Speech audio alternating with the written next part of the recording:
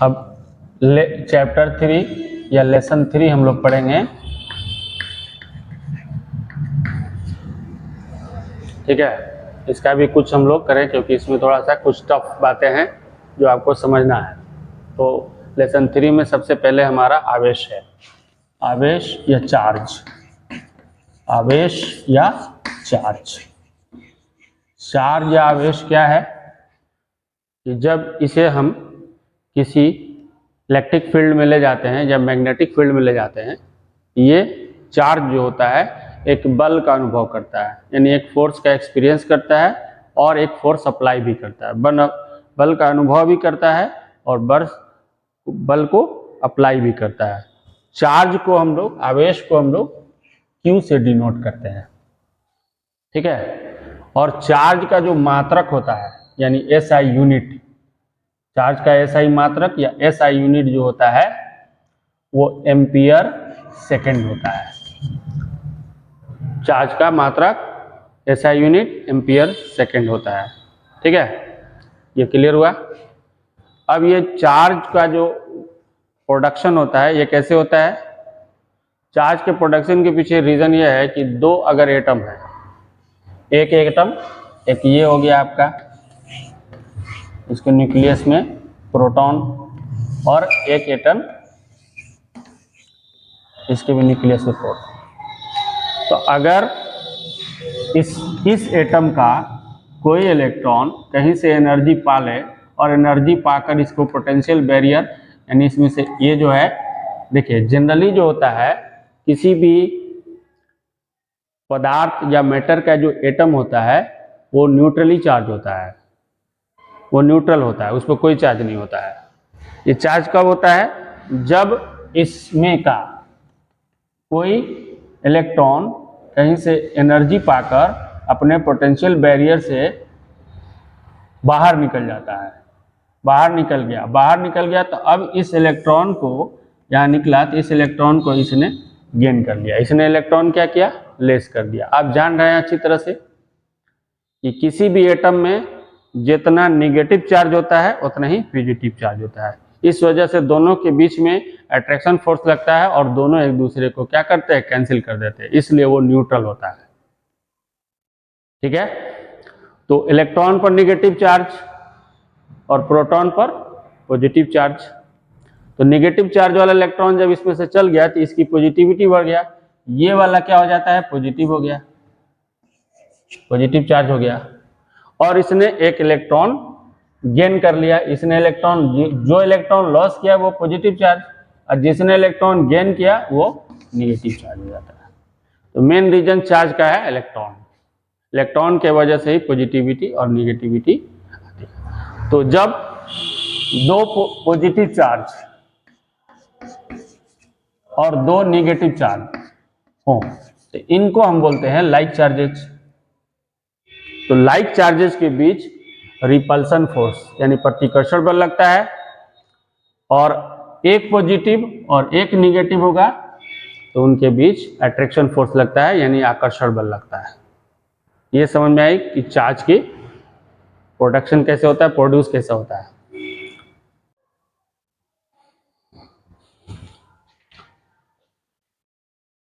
आवेश का क्वांटीकरण होता है या क्वांटाइजेशन होता है। क्वांटाइजेशन का मतलब एक क्वांटा एक नंबर होती है जिसमें डेसिमल या फ्रैक्शन में नहीं होता है, और उसका रिलेशन होता है Q इक्वल टू NE, जहां पर N जो है इक्वल टू क्वांटा एक नंबर होगी सब, ये डॉट डॉट, और E इक्वल टू हो जाएगा एक इलेक्ट्रॉन पर चार्ज 10⁻⁻19 कूलॉम। अब इसके बेस पर हम नंबर ऑफ इलेक्ट्रॉन्स निकाल सकते हैं। मान लीजिए कि आप 1 कूलॉम चार्ज है, ठीक है, 1 कूलॉम चार्ज है। चार्ज का वैल्यू कूलॉम भी होता है SI, और हमने क्या बताया कि एम्पियर मीटर होता है, यानी 1 कूलॉम इक्वल टू होता है 1 एम्पियर मीटर। तो दोनों SI यूनिट हो सकते हैं चार्ज के, 1 कूलॉम बराबर 1 एम्पियर मीटर। ठीक है, यहाँ पर देखिए 1 कूलॉम है तो यहाँ पर क्या आएगा? 1 NE n इक्वल टू हमको नंबर ऑफ इलेक्ट्रॉन्स निकालना है तो 1/e हो जाएगा, 1/1.6 इंटू 10⁻⁻19। ये ऊपर जाएगा तो पॉजिटिव हो जाएगा, यानी आपका कितना हो जाएगा 10⁻19/1.6। इसके नीचे 10 आएगा, अगर हम डेसिमल हटाएंगे ये हो जाएगा, ये ऊपर चला जाएगा। एक 10 ये गया, इसमें से एक 10 ले लिए, एक 10 नीचे गया 16 के, इसमें से एक ले लिए, ये इसमें से एक 10 ले और वो 10 को इंटू करें तो 100 हो जाएगा। तो 100 इंटू 10⁻18/16। अभी 16 से हम डिवाइड करेंगे तो 6 बार में जाएगा, 4 आएगा रिमाइंडर 40 हो जाएगा, 2 बार में जाएगा 8 हो जाएगा रिमाइंडर 80 हो जाएगा, 5 बार में जाएगा। यानी 1 कूलम चार्ज पर 1 कूलम चार्ज होगा तो उसमें जो इलेक्ट्रॉन्स होते हैं वो 1 कूलम इक्वल टू होगा आपका 6.25 इंटू 10⁻18 इलेक्ट्रॉन्स।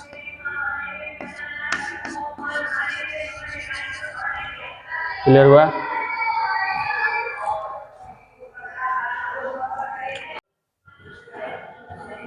अब हम लोग को पढ़ना है कंडक्टर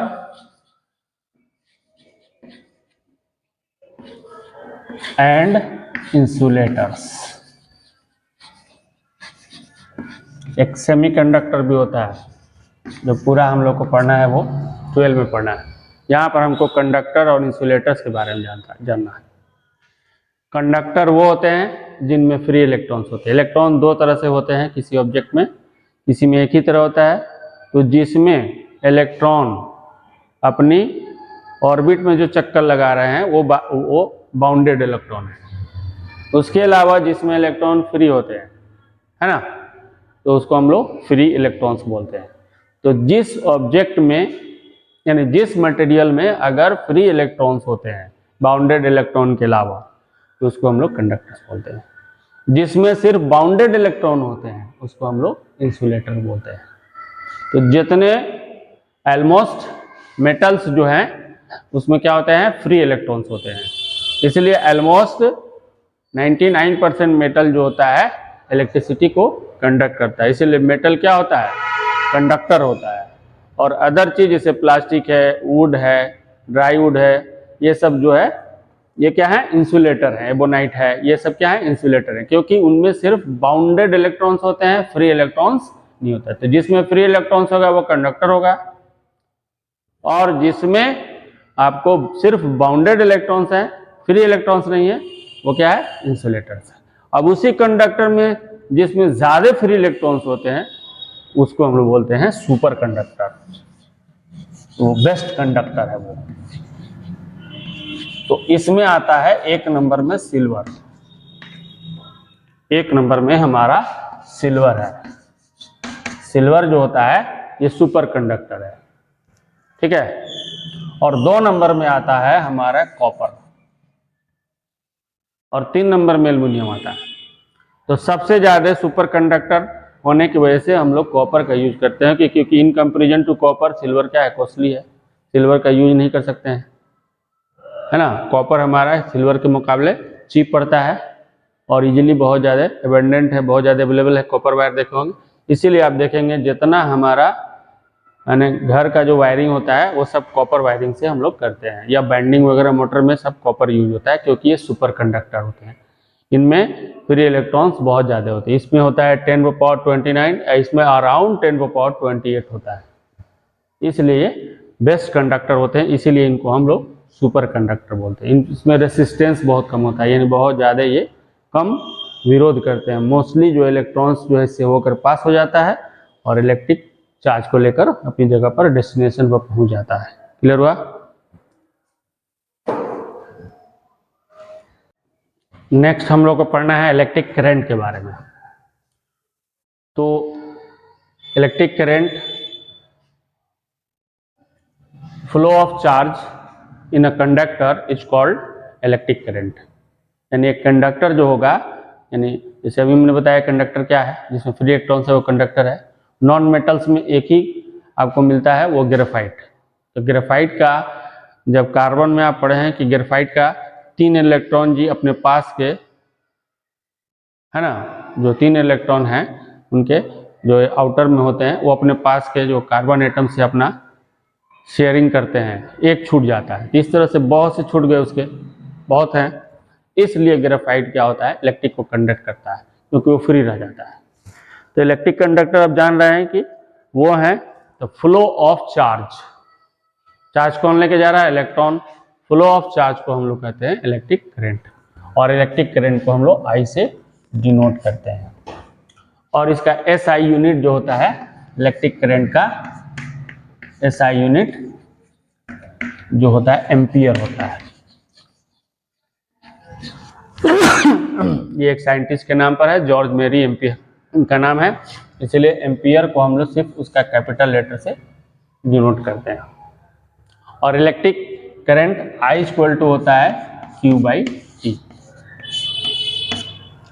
यानी पर यूनिट टाइम में कोई क्यू चार्ज 1 प्लेस से सेकेंड प्लेस फ्लो कर रहा है तो उसको हम इलेक्ट्रिक करंट कहते हैं। तब यहाँ देखिए 1 एम्पियर इक्वल टू 1 कूलॉम पर सेकेंड, यानी 1 एम्पियर बराबर होता है 1 कूलॉम पर सेकेंड। अब एम्पियर का यहाँ से डिफिनेशन भी निकल जाएगा। अगर एम्पियर के यहाँ कैसे डिफिनेशन निकलेगा, अगर 1 सेकेंड में 1 कूलॉम चार्ज एक प्लेस से दूसरे प्लेस तक फ्लो कर रहा है तो उसको हम क्या कहते हैं, 1 एम्पियर कहते हैं। क्लियर हुआ?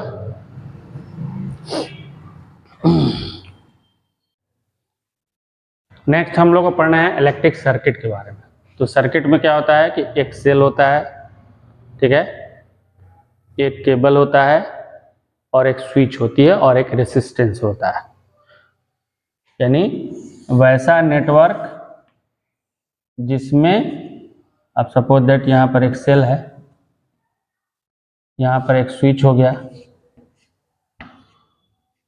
ठीक है, और यहाँ मान लीजिए कि एक रेसिस्टेंस हमने यूज किया। रेसिस्टेंस के बारे में आगे हम बताएंगे भी क्या है ये, ठीक है। तो इसको हम लोग बोलते हैं इलेक्ट्रिक सर्किट। स्विच जो है यहाँ पर अनलॉक है, यानी खुली हुई है, इसको हम लोग बोलेंगे ओपन इलेक्ट्रिक सर्किट। जब अगर हम स्विच को बंद कर दिए, यहाँ लॉक कर दिए, निगेटिव पॉजिटिव, अब इसमें करंट जो है फ्लो होने लगा, इसको बोलेंगे क्लोज इलेक्ट्रिक सर्किट। क्लियर हुआ?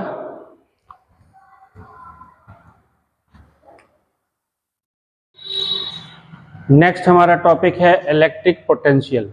तो इलेक्ट्रिक पोटेंशियल क्या है कि अगर कोई हमारा यहाँ इलेक्ट्रिक फील्ड बनी हुई है और यहाँ पर इससे यहाँ पर एक हमारा कोई चार्ज है, अब सपोज दैट यहाँ भी प्लस Q1 है और यहाँ भी प्लस Q2 है, ये इन दोनों के मुकाबले कहाँ है, इन्फिनिटी में। तो किसी इलेक्ट्रिक फील्ड में किसी टेस्टिंग चार्ज को ले जाने में, यानी किसी चार्ज को ले जाने में जो हम वर्क करते हैं, वर्क डन करते हैं, उसी को हम इलेक्ट्रिक पोटेंशियल बोलते हैं। यानी इन्फिनिटी से किसी इलेक्ट्रिक फील्ड में किसी चार्ज को ले जाने में जो हम वर्क करते हैं उसको हम इलेक्ट्रिक पोटेंशियल कहते हैं। और इसका एसआई यूनिट जो होता है वोल्ट, ये भी एक साइंटिस्ट का नाम है, तो यहाँ पर आपको कैपिटल, ठीक है। तो आपका क्या हो गया, वोल्ट V बराबर होता है W बाई जो चार्ज ले जा रहे हैं, यहाँ Q नॉट लिखे हैं तो Q भी लिखे, ये W V equal to W by Q, यानी 1 वोल्ट, 1 वोल्ट इक्वल टू होता है, वर्क का ऐसा यूनिट जूल होता है 1 जूल, और चार्ज का कूलॉम होता है। 1 volt equal to 1 joule per coulomb. यहाँ वोल्ट का डेफिनेशन भी आप लिख सकते हैं, ठीक है, आसानी से इस रिलेशन से आप आसानी से लिख सकते हैं। इसको अगर हम ये करें तो W इक्वल टू क्या हो जाएगा, V इंटू Q। इसको आगे चल के इसको यूज करना है हम लोग को, ठीक है, तो उससे हम लोग पता चलेगा। यहाँ 1 वोल्ट इक्वल टू होता है 1 जूल पर कूलम, है ना, यानी 1 कूलम आवेश को, 1 कूलम आवेश या ये 1 कूलम चार्ज को एक जगह से दूसरी जगह ले जाने में जो हम वर्क करते हैं उसको हम 1 वोल्ट कहते हैं। क्लियर हुआ?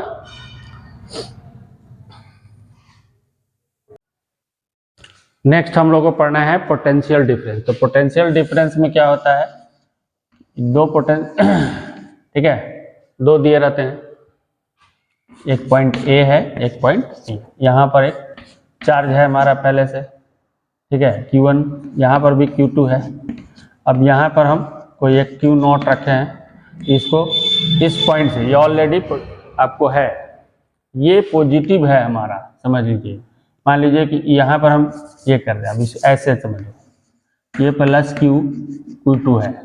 अब इसी के नज़दीक में अगर हम कोई आपको टेस्टिंग चार्ज है Q0, इसको ले जाने में जो वर्क होगा, जो या दो पोटेंशियल के बीच जो डिफरेंस होगा उसी को पोटेंशियल डिफरेंस कहते हैं। तो VB से हम ले जा रहे हैं और VB माइनस VA, ठीक है।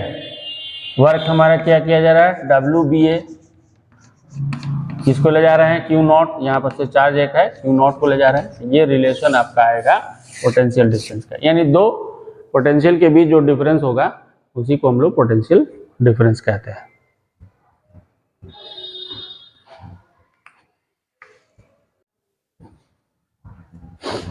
नेक्स्ट हमारा रेसिस्टेंस, ठीक है।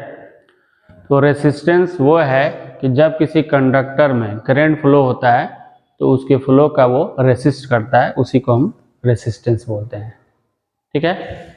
और रेसिस्टेंस को हम लोग R से डिनोट करते हैं, और इसका SI यूनिट जो होता है ओम होता है, ओम। SI यूनिट, इसका रेसिस्टेंट का SI यूनिट जो होता है वो ओम होता है, और उसको एक ग्रीक लेटर होता है ओमेगा, इसको ओमेगा पढ़ते हैं हम लोग, ओमेगा के थ्रू डिनोट करते हैं ग्रीक लेटर, ठीक है। तो रेसिस्टेंस जो होता है फॉलोइंग बातों पर डिपेंड करता है। कोई भी किसी भी कंडक्टर का जो रेसिस्टेंस है वो कुछ बातों पर डिपेंड करता है। पहला पॉइंट है कि ये जो रेसिस्टेंस है R, जो कंडक्टर है उसकी जो ये लेंथ है, लेंथ L, उसकी डायरेक्टली प्रोपोर्शनल होता है। दूसरा है ये जो कंडक्टर है, तो कंडक्टर का, अब उसको मोटा करके, इसको हम उसका मोटा करके हम फिगर खींच रहे हैं, ये जो एरिया होता है, ये कट, जो कट लगाते हैं हम लोग, इसको बोलते हैं cross section area, cross section area. यानी जो रेसिस्टेंस है ये किसी कंडक्टर का, इसके क्रॉस सेक्शन एरिया का इन्वर्सली प्रोपोर्शनल होता है। तो क्रॉस सेक्शन एरिया A होगा इसका, और ये सर्कुलर है तो A होगा, तो A इक्वल टू क्या होगा, पाई R स्क्वायर होगा। ये इसके जो एरिया है, ये क्रॉस सेक्शन एरिया, इसका इन्वर्सली प्रोपोर्शनल होता है, यानी 1/A, ठीक है। और ये कंडक्टर की क्वालिटी पर डिपेंड करता है कि किस तरह से कंडक्टर, जैसे मैंने बताया अभी, कंडक्टर बेस्ट जो होता है, जिसमें सबसे ज़्यादा फ्री इलेक्ट्रॉन्स होते हैं, वो सबसे बेस्ट कंडक्टर, उसी को हम सुपर कंडक्टर बोलते हैं। जैसे सिल्वर हो गया, कॉपर हो गया, एल्युमिनियम हो गया। जिसमें कंडक्टर में फ्री इलेक्ट्रॉन्स कम होते हैं उनमें रेसिस्टेंस ज़्यादा होता है, तो वो अच्छा कंडक्टर, तो वो उस पर डिपेंड करता है कि वो किस तरह का, किस नेचर का वो कंडक्टर है, ठीक है। तो अब इन दोनों को हम जब एक लाएं एक जगह, तो आपका क्या आएगा, L/A, ठीक है। और R इक्वल टू होता है रो, ये भी एक ग्रीक लेटर है, रो इंटू L/, ये जो रो होता है, ये जो रो है, ये स्पेसिफिक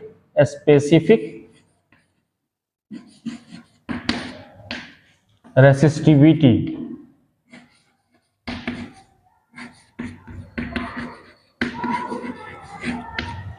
ऑफ कंडक्टर होता है, स्पेसिफिक रेसिस्टिविटी ऑफ कंडक्टर होता है। ये हर कंडक्टर की एक स्पेसिफिक रेसिस्टिविटी होती है, उसको हम रो से डिनोट करते हैं। और रो का एसआई यूनिट, अब रो जो होता है एसआई यूनिट ऑफ रो, ठीक है, होता है ओम मीटर। तो रो निकालेंगे तो ओम मीटर होंगे। अब जैसे मान लीजिए कि अगर हम कॉपर को ले रहे हैं, आपके बुक में एक टेबल दिया होगा हर चीज का, स्पेसिफिक रेसिस्टिविटी का एक टेबल दिया होगा आपके बुक में। कॉपर का लीजिएगा तो कॉपर का रो जो है आता है वो अराउंड 1.6 इंटू 10⁻⁻8 ओम मीटर होता है। एनसीईआरटी बुक में ये लिखा रहेगा 1.56 लिखा रहा है, तो 56 का अप्रोक्सीमेशन करेंगे तो वही चीज आएगा। तो हर का उसमें दिया होगा। तो अगर जिस मेटल के लिए वो बात कर रहा है, यहाँ रो का वैल्यू रखिएगा, यहाँ एल लिखिएगा। तो एल अगर मोस्टली सेंटीमीटर में लिखा रहता है, उसको आपको क्या करना है, मीटर में कन्वर्ट करना है। एरिया, तो यहाँ इसकी थिकनेस दी रहती है, तो थिकनेस का मतलब क्या हो गया, ये डायमीटर हो गया। तो डायमीटर को अब रेडियस में कन्वर्ट करिएगा और फिर पाई आर स्क्वायर निकालिएगा। पाई की जगह पर आप वैल्यू जब भी रखिएगा 3.14 रखिएगा। इससे रिलेटेड कोई भी न्यूमेरिकल्स है जो अगले क्लास में मैं इसको दिखा दूंगा कि कैसे होता है। ओके।